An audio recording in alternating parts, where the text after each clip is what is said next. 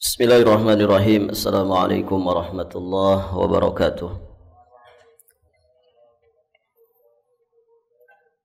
Alhamdulillahilladzi arsala rasulahu bil huda wa dinil haqq liyudhhirahu 'ala ad-dini kullih walau karihal kafirun.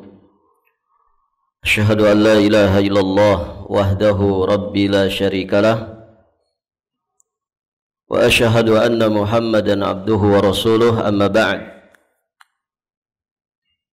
Fa inna asdaqal hadithi kitabullah wa khairal hadi hadi Muhammadin sallallahu alaihi wa alihi wasallam wa syarral umur muhdatsatuha fa inna kulla muhdatsatin fid dini bid'ah wa kulla bid'atin dhalalah wa kulla dhalalatin finnar. A'adzanillah wa iyyakum minal bid'ah wad dhalalat wa minan nar. Hadirin ikhwati fiddin wa akhwat fillah rahimani wa rahimakumullah. Berikutnya kita akan membahas poin yang ke-81. Fadhal dibaca.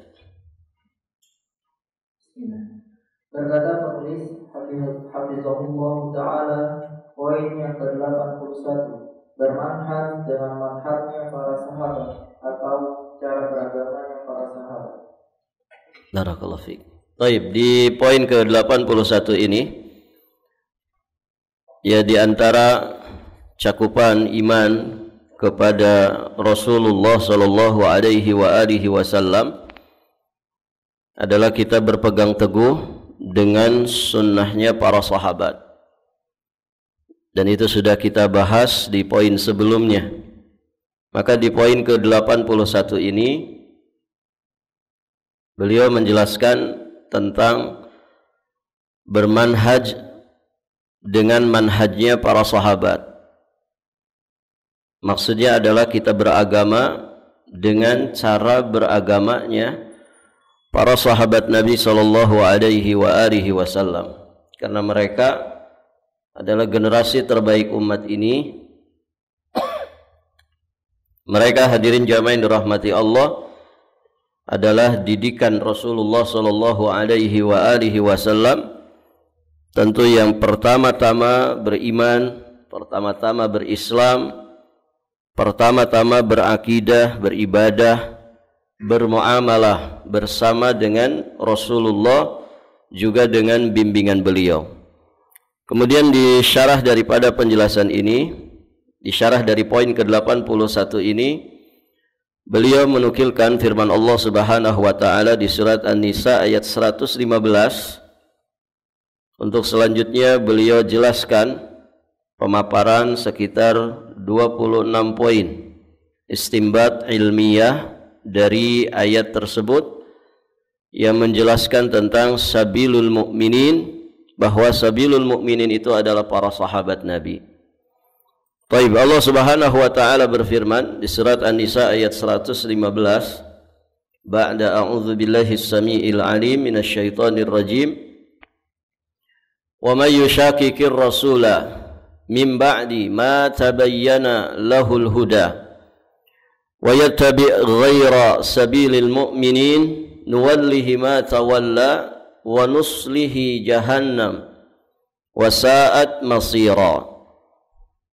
Dan barang siapa yang menentang atau memusuhi Rasul sesudah nyata baginya petunjuk atau hidayah, setelah nyata baginya kebenaran, wa yattabi' ghaira sabilil mu'minin, dan dia mengikuti selain jalannya orang-orang beriman.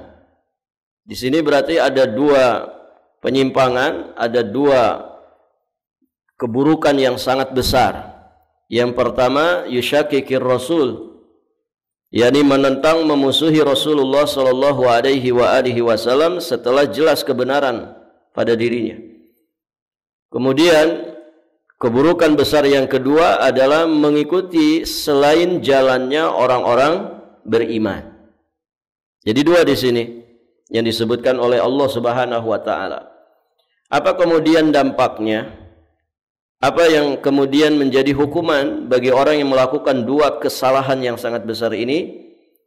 Allah Subhanahu wa taala berfirman, "Nuwallihi ma tawalla." Maka niscaya kami akan palingkan dia, kami akan sesatkan dia kemana dia tersesat.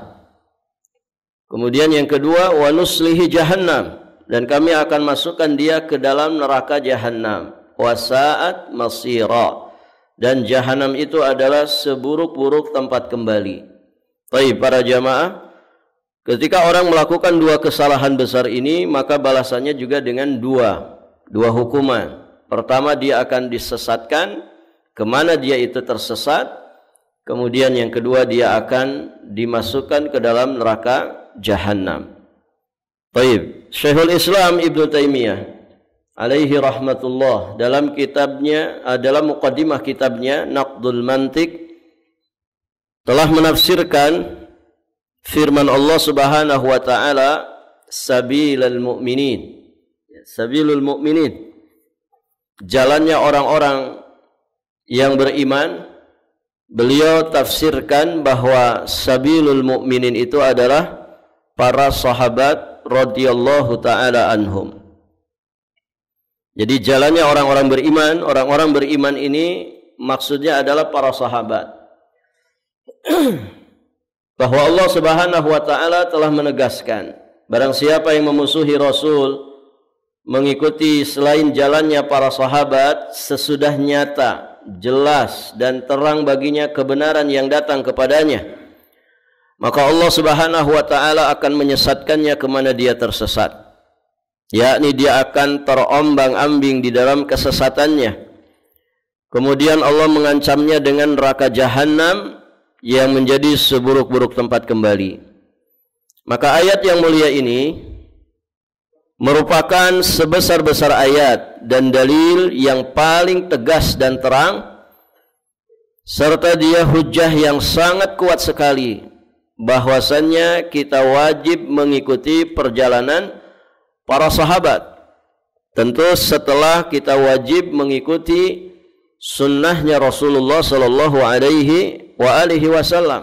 Kewajiban berikutnya adalah mengikuti perjalanan para sahabat, yakni bagaimana cara mereka beragama, atau juga dengan kata lain kita wajib mengikuti manhajnya mereka, baik secara ilmu yakni pemahaman, ataupun secara amal dan juga dakwah. Baik para jamaah, jika dikatakan mengapa sabilul mu'minin atau jalannya orang-orang beriman dalam ayat yang mulia ini ditafsirkan dengan para sahabat, bukan dengan umumnya orang-orang beriman. Ini pertanyaan, kenapa sabil mu'minin di dalam ayat ini ditafsirkan dengan para sahabat, bukan orang-orang beriman ya secara umum? Maka beliau katakan, saya jawab berdasarkan nas dan istinbat ilmiah dari ayat yang mulia ini. Beliau memberikan istinbat ilmiah sekitar 26 poin. Artinya dari 26 poin ini kita kemudian benar-benar paham bahwa tidak ada sabil al-mu'minin di dalam ayat ini, melainkan adalah para sahabat Nabi sallallahu alaihi wasallam radhiyallahu taala anhum wa ardhahum. Taib, yang pertama para hadirin, ketika turunnya ayat yang mulia ini, tidak ada seorang pun mukmin di muka bumi ini yang menjadi sahabat Nabi sallallahu alaihi wasallam selain dari para sahabat beliau. Maka kemudian khitab, sasaran pembicaraan ini pertama kali jelas tertuju kepada para sahabat. Taib, kita saat itu sudah ada belum? Belum. Orang tua kita sudah ada saat itu? Belum. Kakek kita, buyut kita belum ada. Yang ada saat itu, saat turunnya ayat ini, orang beriman yang ada saat itu adalah para sahabat. Nabi menyampaikan ayat ini pertama kali kepada siapa? Kepada para sahabat. yang pertama kali mendengarnya juga adalah para sahabat. Maka jelas sabilil mu'minin dalam ayat tersebut adalah mereka, yakni para sahabat. Kemudian yang kedua, orang-orang mukmin yang sesudah mereka itu bisa masuk ke dalam ayat yang mulia ini dengan syarat mereka mengikuti jalannya orang-orang beriman yang pertama kali. Lagi-lagi yakni para sahabat Nabi sallallahu alaihi wasallam. Ya, ilman wa amalan wa da'watan, baik secara ilmu, amal dan juga secara dakwah. Ya, sama seperti ayat kuntum khaira ummatin ukhrijat linnas ta'muruna bil ma'ruf wa tanhauna 'anil munkar wa tu'minuna billah. Kalian adalah sebaik-baik umat. Kalian di sini siapa? Pertama kali para sahabat. Bisa enggak kita masuk ke dalam ayat itu? Bisa. Tapi syaratnya apa? Kita mesti mengikuti generasi pertama dari orang-orang beriman. Kalau kita ingin masuk dalam ayat tersebut menjadi sebaik-baik umat, kita mesti mengikuti umat yang menjadi generasi pertama dari umatnya Rasulullah sallallahu alaihi wasallam. Berarti mengikuti para sahabat. Namun demikian di dalam ayat ini.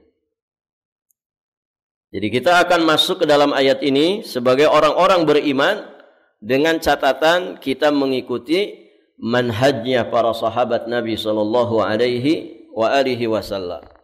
Kemudian yang ketiga, kalau orang-orang beriman di dalam ayat yang mulia ini ditafsirkan secara umum, sabilil mu'minin secara umum, barakallahu fikum, maka jalannya orang-orang beriman yang mana? Karena ternyata kelompok-kelompok sempalan, mereka yang menyimpang dari sunnah Rasul sallallahu alaihi wasallam, ya juga mereka mengaku ya mengikuti orang-orang sebelum mereka. Ya mengaku berpegang teguh dengan Quran dan juga sunnah. Ya maka kalau disebutkan secara umum di sini jalannya orang-orang beriman secara umum, ini orang beriman yang mana? Apakah kemudian cara beragamanya Khawarij, cara beragamanya Mu'tazilah, ataukah Syiah, ataukah Sufi, ataukah Falasifah, atau yang mana? Begitu ya. Maka tentu ya kita akan dibimbing dan diarahkan bahwa tidak ada sabilal mu'minin kecuali yang dimaksud adalah para sahabat Nabi sallallahu alaihi wasallam. Kemudian yang keempat, perjalanan orang-orang beriman yang paling jelas arahnya dalam beragama, baik secara ilmu, amal dan dakwah, yang meliputi manhajnya, akidahnya dan seterusnya hanyalah para sahabat Nabi sallallahu alaihi wasallam.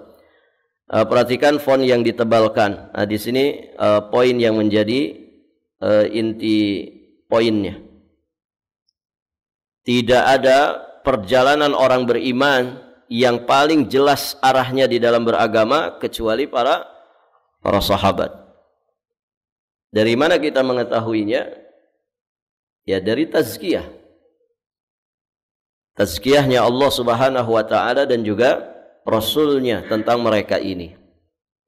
Maka berarti cara beragama mereka itu jelas, cara beragama yang baik, cara beragama yang sesuai dengan tuntunan Allah Subhanahu wa taala dan Rasulnya. Kemudian yang kelima, perjalanan orang-orang beriman yang paling alim. Ya tadi yang paling jelas arahnya. Nah sekarang yang paling alim terhadap agama Allah, al-Islam, hanyalah para sahabat Nabi sallallahu alaihi wasallam. Mereka itu a'maku ilman. Ya. Orang-orang yang paling mendalam ilmunya. Ya pantas, ya, karena guru mereka siapa? Rasulullah sallallahu alaihi wasallam. Allah telah menegaskan bahwa mereka adalah orang-orang yang telah diberi ilmu di dalam firman-Nya yang sangat agung di surat Muhammad ayat yang ke-16. Wa minhum may yastami'u ilaik hatta idza kharaju min indika qalu lilladzina utul ilma madza qala anifa ulaika alladzina taba'a Allahu ala qulubihim wattaba'u ahwa'ahum. Dan di antara mereka, yang dimaksud di antara mereka di sini adalah orang-orang munafik, di mana hadirin mereka itu hadir di majelisnya Nabi sallallahu alaihi wasallam, mendengarkan apa yang disampaikan oleh Nabi di majelis. Kemudian setelah mereka selesai dari majelis, mereka keluar dari majelis, mereka bertanya kepada para sahabat yang dikatakan di dalam ayat ini utul ilma lilladzina utul ilma. Mereka bertanya kepada para sahabat yang dikatakan sebagai orang-orang yang telah diberi ilmu. Namun pertanyaan mereka ini pertanyaan dengan maksud mengolok-olok, pura-pura tidak tahu dengan apa yang dikatakan oleh Nabi sallallahu alaihi wasallam, padahal mereka sebenarnya tahu dan mengerti maksudnya. Jadi orang itu bertanya tentu dengan beragam maksud dan tujuan. Nah, ada yang bertanya tapi maksudnya itu adalah ngolok-ngolok, ya pura-pura, atau mungkin ngetes saja, gitu ya, ngetes kemampuan. Kira-kira dia ngerti nggak? Sebetulnya dia sudah paham, dia sudah mengerti. Baik para jamaah. Nah, yang seperti itu tentu itu pertanyaan yang tidak beradab. Dan tidak beradab saat bermajelis itu salah satu di antara sabab hilangnya keberkahan ilmu pada dirinya. Baik, para jamaah yang dirahmati Allah. Jadi di antara orang-orang munafik ini ada orang-orang yang mendengarkan perkataanmu sehingga apabila mereka keluar dari sisimu mereka berkata kepada orang-orang yang telah diberi ilmu, yang dimaksud adalah para sahabat yang sama-sama hadir di majelisnya Rasulullah. Madza qala anifa? Yang ditanyakan oleh kaum munafik ini, kata mereka, apa yang dikatakannya tadi? Ngomong apa sih itu? Nah, begitu ya. Nadanya nada ngolok-ngolok, ngece. Ngomong apa sih tadi itu? Baik para jamaah. Apa yang dikatakannya tadi? Maka kemudian Allah menyatakan ulaikal ladzina taba'a Allah ala qulubihim. Mereka itulah orang-orang yang dikunci mati hati-hati mereka, wattaba'u ahwa'ahum, dan mereka mengikuti hawa nafsu. Baik para jamaah. Dalam ayat yang mulia ini dengan tegas poinnya yang menjadi inti poin pembahasan, ya, karena beliau sedang memaparkan poin yang kelima, bahwa dalam ayat yang mulia ini dengan tegas Allah mengatakan bahwa para sahabat itu adalah orang-orang yang utul ilma, ya, orang-orang yang telah diberi ilmu. Jadi yang paling alim dalam perjalanan agamanya hanyalah para sahabat Nabi sallallahu alaihi wasallam. Ya, bagaimana tidak, mereka semuanya menjadi rujukan dalam beragama. Ya ikhwan, Al-Quran ini nggak akan sampai kepada kita, hadis-hadis Nabi yang sahih tidak akan sampai kepada kita kecuali melalui jalurnya mereka, jalurnya para sahabat. Ya. Kalau kemudian hadis tidak melalui jalur mereka, bisa masalah hadis itu. Mesti semuanya berpulang ke mereka. Ya. Antum kalau belajar qiraat kemudian ngambil sanad, itu kan mesti ke tabaqat sahabat nyambungnya. Begitu kan? Tidak mungkin an Rasulillah begitu. Tiba-tiba antum mengatakan saya ngambil qiraat ini dari Rasulullah. Jelas di atas kita ini masih banyak, begitu kan? Hadis juga demikian. Tidak akan mungkin sampai kepada kita kecuali dengan jalurnya mereka. Maka bagaimana kemudian orang beragama tidak pakai cara beragamanya mereka? Tidak mungkin ini, mustahil. Baik para jamaah. Berikutnya, yang keenam, perjalanan orang-orang beriman yang paling takwa kepada Allah secara umum hanyalah para sahabat. Mereka adalah khairu ummah, sebaik-baik umat. Bahkan mereka khairul qurun, sebaik-baik generasi manusia sesudah para nabi dan rasul. Jadi mereka ini bukan terbaik di umat nabi saja, tapi mereka juga menjadi terbaik ya di antara sekian banyak hawariyun, di antara sekian banyak para sahabat Nabi dan Rasul. Ya, para Nabi dan Rasul mereka memiliki para pengikut. Nah, para sahabat ini sebaik-baik pengikut para Nabi dan Rasul. Artinya mengalahkan pengikutnya Nabi Musa, mengalahkan sahabatnya Nabi Ibrahim, mengalahkan pengikutnya Nabi Nuh, mengalahkan pengikutnya Nabi Isa. Ya. Mereka ini merupakan sahabat Nabi yang terbaik. Ya, sahabat para Nabi dan Rasul yang terbaik. Karena mereka orang-orang yang paling bertakwa di antara sekian banyak pengikut para Nabi dan Rasul. Dan mereka juga adalah orang-orang yang paling takut kepada Rabbul Alamin di antara manusia. Dalilnya banyak sekali di dalam Al-Quran dan juga sunnah sahih.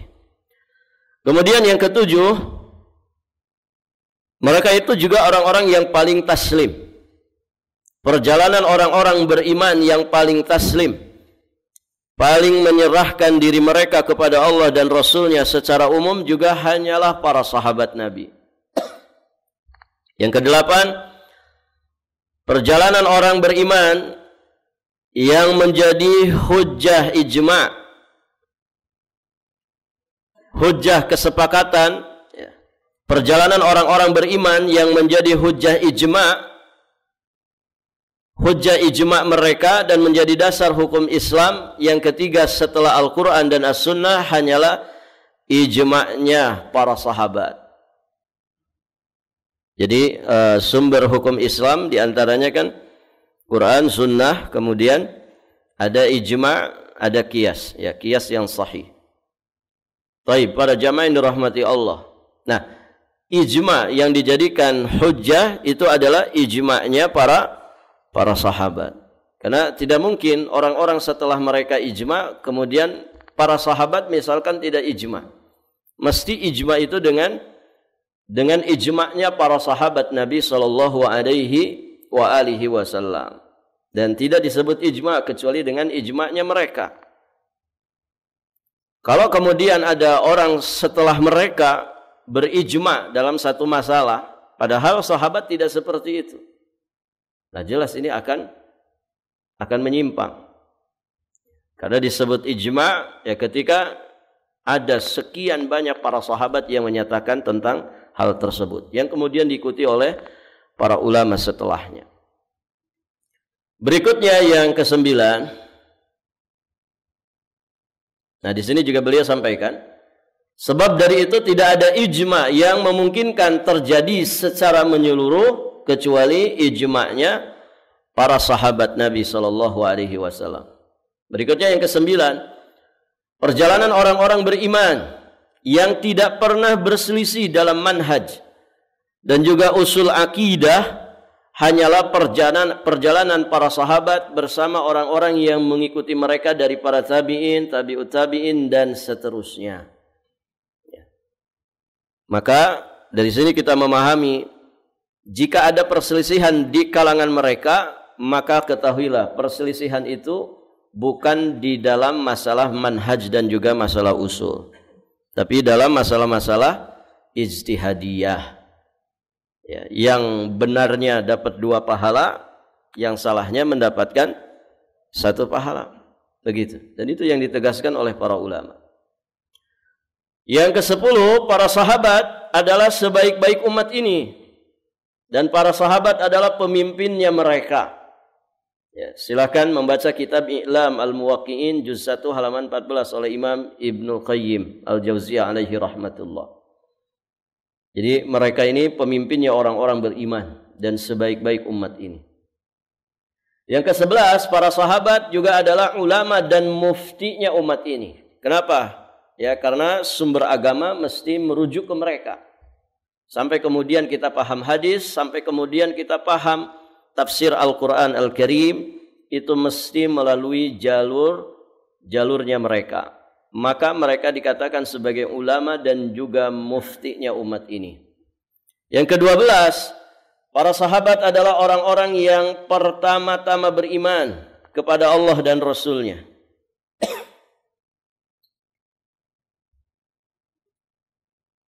Mereka orang-orang yang pertama-tama beriman kepada Allah dan Rasul-Nya.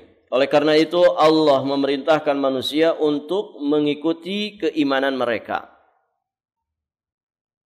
Di surat Al-Hasyr itu ada doa yang disampaikan oleh generasi setelah para sahabat. Walladzina ja'u min ba'dihim yaqulun Rabbana ighfir lana wa li ikhwanina alladzina sabaquna bil iman. Sabaquna bil iman. Jadi mereka itu orang-orang yang as-sabiqunal awwalun, ya, di dalam keimanan, di dalam keislaman. Baik, para jamaah yang dirahmati Allah. Maka orang-orang yang pertama-tama beriman kepada Allah dan Rasul-Nya adalah mereka. Ya, sehingga pantaslah kemudian Allah Subhanahu wa taala memerintahkan kita mengikuti imannya mereka ini. Disebutkan tentang masalah ini di antaranya di surat Al-Baqarah ayat 13. Wa idza qila lahum aminu kama amanan nas qalu anu'minu kama amanas sufaha ala innahum humus sufaha'u walakin la ya'lamun. Dan apabila dikatakan kepada mereka, yakni kepada orang-orang munafik, berimanlah kalian sebagaimana manusia, ya, sebagaimana manusia itu beriman, kama amanan nas. Nah, manusia yang dimaksud adalah para sahabat. Berimanlah kalian sebagaimana manusia telah beriman. Nah, manusia yang dimaksud adalah para sahabat. Jadi di sini orang-orang munafik diperintah oleh Allah Subhanahu wa taala untuk beriman sebagaimana keimanannya para sahabat. Namun demikianlah ya orang-orang munafik, mereka malah menyatakan anu'minu kama amanas sufaha. Apakah kami akan beriman sebagaimana orang-orang bodoh itu telah beriman? Allah mengangkat-ngangkat para sahabat, memuji-muji para sahabat, mentazkiyah para sahabat. Bahkan di ayat yang tadi kita bacakan, Muhammad ayat 16, Allah menyatakan bahwa mereka itu utul ilma, orang-orang yang telah diberi ilmu, paling dalam ilmunya. Justru ternyata sama orang-orang munafik dikatakan sebagai sufaha. Nah, demikianlah ya, orang-orang munafik. Padahal yang sufaha itu adalah mereka. Ya, sufaha itu jamak dari safih. Orang bodoh, orang dungu, nah itu sufaha. Jadi hati-hati ngasih nama anak ya. Siapa nama anaknya? Safih. Safih itu orang bodoh. Ya. Jamaknya sufaha. Taib, para jamaah yang dirahmati Allah. Maka Allah menyatakan, ala innahum humus sufaha walakin la ya'lamun. Ketahuilah sesungguhnya merekalah orang-orang yang bodoh, namun mereka tidak mengetahui, tidak menyadari. Perhatikan di dalam ayat yang mulia ini, Allah telah memerintahkan orang-orang munafik untuk beriman sebagaimana para sahabat telah beriman lebih dahulu dari siapapun. Maka hendaklah mereka beriman dengan apa-apa yang telah diimani oleh para sahabat. Di dalam ayat yang lain Allah Subhanahu wa taala juga berfirman memerintahkan ahlul kitab untuk mengimani apa yang telah diimani oleh para sahabat. Jadi Masya Allah, iman mereka ini jadi teladan.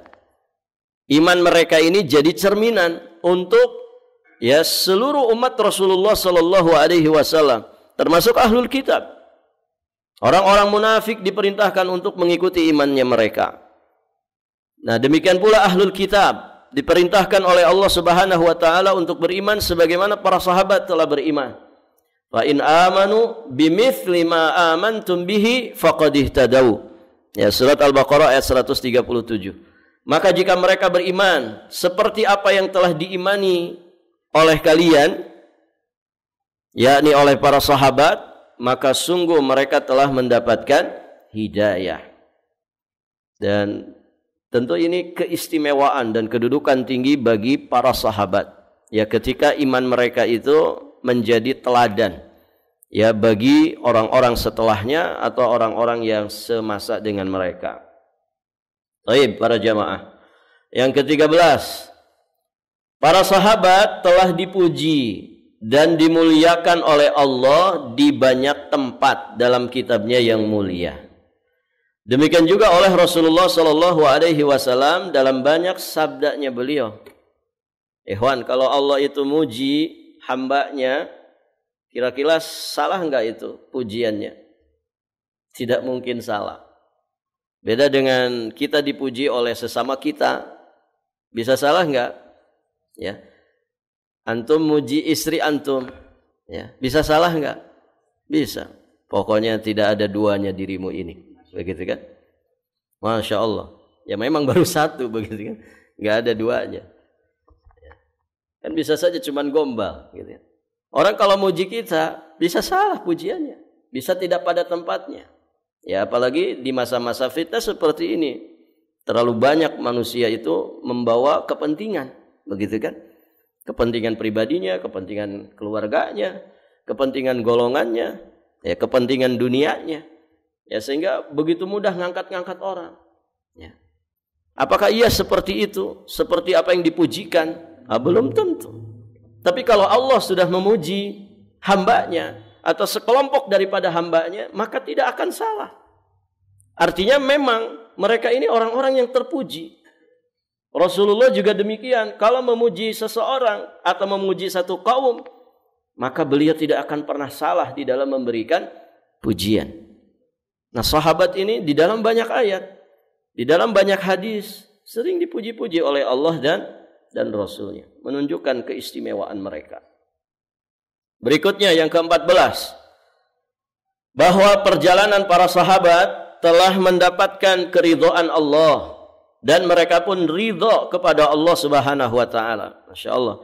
Ini gelar yang sangat istimewa. Mereka itu digelari dengan radhiyallahu anhu wa ardahu, ya. Mereka ini orang-orang yang dikatakan radhiyallahu anhum wa radu'an, ya. Disebutkan oleh Allah Subhanahu wa taala di antaranya di surat At-Taubah ayat 100. Was-sabiqunal awwalun minal muhajirin wal ansar walladzina tabauhum bi ihsanin radhiyallahu anhum wa radu'an wa a'adda lahum jannatin tajri tahtaha al-anhar khalidina fiha abada dzalikal fawzul azim. Orang-orang yang terdahulu lagi yang pertama-tama yakni muhajirin dan ansar dan orang-orang yang mengikuti mereka dengan kebaikan. Nah, kita bisa masuk dalam kategori ini kalau kita ittiba kepada mereka dengan ihsan, dengan cara yang baik dan benar. Maka apa kata Allah? Radhiyallahu anhum. Allah ridha kepada mereka dan mereka pun ridha kepada Allah Subhanahu wa taala. Dan Allah telah menyediakan bagi mereka surga-surga yang mengalir di dalamnya sungai-sungai. Mereka kekal di dalamnya selama-lamanya dan itulah kemenangan yang besar. Di surat Al-Bayyinah juga disebutkan, innal ladzina amanu wa amilus solihat ulaika hum khairul bariyah. Jazaohum inda rabbihim jannatu adnin tajri min tahtihal anharu khalidina fiha abada. Radhiyallahu anhum wa radu'an. Dzalika liman khasyiya rabbah. Nah, untuk dapat ridha Allah seperti ini, kita mesti mengikuti para sahabat. Ya, karena mereka as-sabiqunal awwalun. Ya, dan kita tidak akan mungkin mendapatkan ridha Allah ya kecuali dengan jalur mereka ini. Baik, para jamaah yang dirahmati Allah. Dan kalau kita baca hadis kemudian menyebutkan riwayatnya, sanadnya, dan mesti ya kita menyebutkan tabaqat sahabat Nabi sallallahu alaihi wasallam, mesti kita mengucapkan radhiyallahu anhu. Ya, kalau perempuan radhiyallahu anha, kalau banyakan radhiyallahu anhum. Kadang ada sendirian disebutkan radhiyallahu anhuma. Kenapa anhuma? Semoga Allah meridhai keduanya.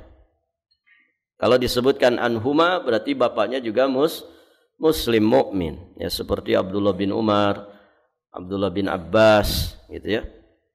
Barakallahu fikum. Ya, mereka kalau menyebutkan kalimat ini dengan kalimat radhiyallahu anhuma. Barakallahu fikum. Baik. Sampai di sini. Silakan azan dulu, nanti kita lanjut sedikit. Sudah masuk kan? Baik, para jamaah sekalian. Jadi poin ke-14 ini bahwa perjalanan para sahabat, perjalanan lahir batin mereka, dunia dan agama mereka adalah perjalanan yang dinyatakan telah mendapatkan ridha-Nya Allah.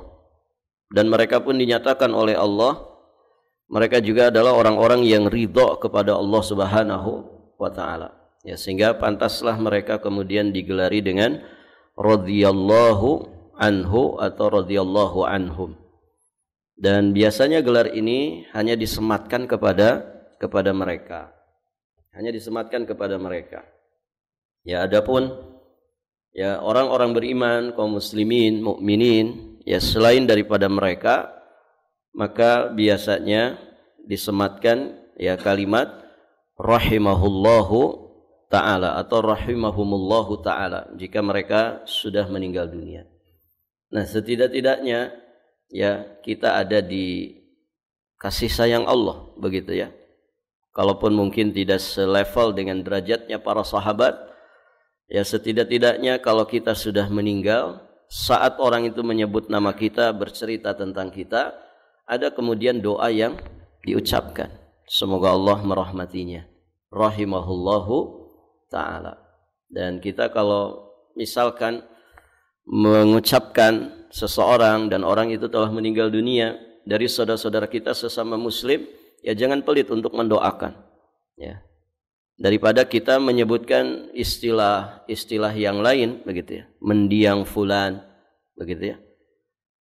Taib, atau misalkan apa istilah orang sudah meninggal? Arwah. Nah, jangan sekedar mengucapkan seperti itu. Atau kalau di Jawa Barat ada istilah jenat. Ya, ketika bercerita tentang orang yang sudah meninggal dunia itu si jenat, ya, jenat fulan. Barakallahu fikum. Kalau di Jawa apa? Jenate. Ada juga ya? Sama berarti ya. Nah, para jamaah jangan lupa kita ya, doakan. Ya. Apalagi misalkan yang sedang diceritakan itu guru kita. Jangan pelit, ya. Rahimahullah fulan, rahimahullah. Ya, Ustaz fulan rahimahullah. Ini jangan pelit karena ya di antara perkara yang sangat dibutuhkan oleh orang yang sudah meninggal dunia adalah doa-doa dari saudaranya sesama muslim yang masih hidup. Nah, itu ikhwan, ya. Makanya Masya Allah ya, kalau para ulama itu ya mereka dengan jasa ilmunya, jasa amalnya, jasa dakwahnya, ya, sampai kemudian mereka dikenang sepanjang masa, mungkin sampai hari kiamat, dan terus didoakan oleh kaum muslimin. Kita mengenal Imam An-Nawawi alaihi rahmatullah, ya, yang kitabnya Masya Allah ya, diberkahi Allah Subhanahu wa taala. Setiap orang belajar kitabnya mesti kita mengucapkan qala al-Imam Abu Zakaria Yahya bin Syaraf An-Nawawi Asy-Syafi'i rahimahullah. Imam Al-Bukhari, tidaklah kita belajar hadis ya kemudian riwayatnya Imam Al-Bukhari, mesti kita juga mengucapkan rahimahullah, dan demikian seterusnya. Maka tinggalkan bekas-bekas kebaikan, ya. Minim-minimnya orang kalau mengingat kita mendoakan, begitu ya. Mendoakan semoga Allah merahmati fulan. Baik, para jamaah yang dirahmati Allah. Namun juga kita jangan bergantung kepada doanya saudara sesama muslim. Mungkin hari pertama, hari kedua kematian kita mungkin masih mengalir doa-doa itu.